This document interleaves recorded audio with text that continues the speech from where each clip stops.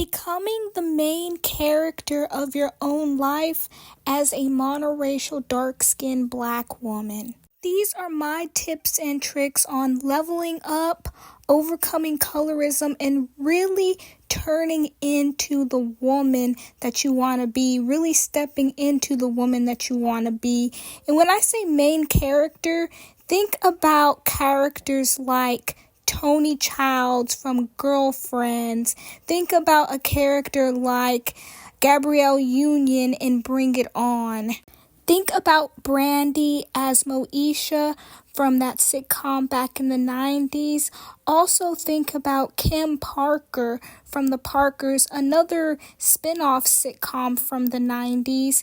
And a more recent one you can reference is Josie and the Pussycats from Riverdale. These are all dark-skinned black women who defied the odds, overcame the ceiling of being dark-skinned, and still succeeded and became main characters. And what I mean by main character energy is all of these women I just named are confident in their own skin. They have great social lives. They have great dating lives because they dated the hottest men on the show, and they're successful in the things that they pursue in life, like how Kim was a fashion designer at college. The first step to becoming a main character is putting yourself first, practicing self-care, and being selfish.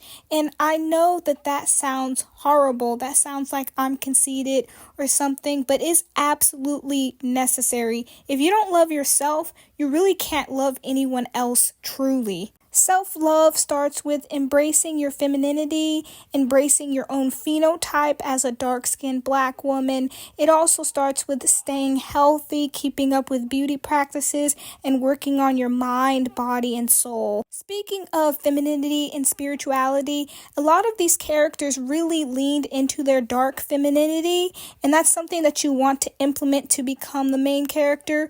Take Tony Childs, for example. She took no bullshit from anyone.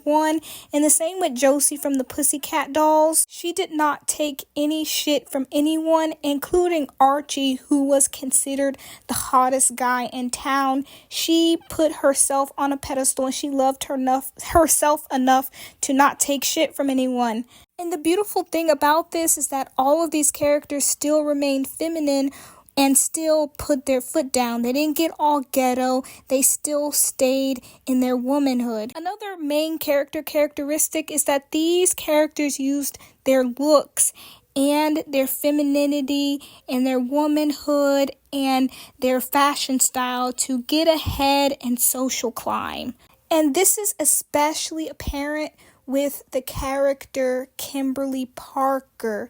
She was not the popular beauty standard of the time, but she still believed in herself. She still believed that she was pretty. She still dressed the best that she could dress, did her hair, had a good personality, had talents, had a social life, and she was still able to social climb, get the guy, and overall just succeed in life. The same thing with Moesha, and Brandy in real life definitely broke that ceiling that a lot of dark-skinned women have in the industry because she had her own TV show. And on this TV show, she was depicted as highly desirable, the pretty girl. She's won Grammys, and Brandy is just overall successful. Another thing you need to do to become the main character is to have friends that are going to fill the supporting roles in your life. And more importantly, these friends need to mirror you. Say, for example, if you're a gym goer, you eat healthy, you drink green juice, your friends have to mirror that to a certain degree. They need to be just as stylish and just as disciplined as you, and they need to gas you up and uplift you when you're winning, or else they're going to resent you for trying to level up while they are staying complacent. Just imagine all of your friends are eating McDonald's and you bring a salad to the table. They're going to be like, oh my God, how dare this bitch eat a vegetable? Who does she think she is eating a salad? You cannot have jealous, hating friends because that's going to distract you from being the main character, and ultimately it's going to bring you down. And speaking of jealousy, I think that us as dark-skinned women need to stop obsessing over how much more attention you think a light-skinned or non-black woman is getting, because the second you start focusing on how much attention someone else has or how much more opportunity somebody else has, you are no longer the main character. You're no longer the main character if you're making somebody else the focal point. And if you want main character energy, you should never make anyone else the focal point. Main characters only care about their admirers. They only care about their opportunities. They only care about their privileges. And this is not me saying that dark-skinned women should never talk about colorism and anti-blackness, because it absolutely is a real thing. However, don't allow it to be a ceiling.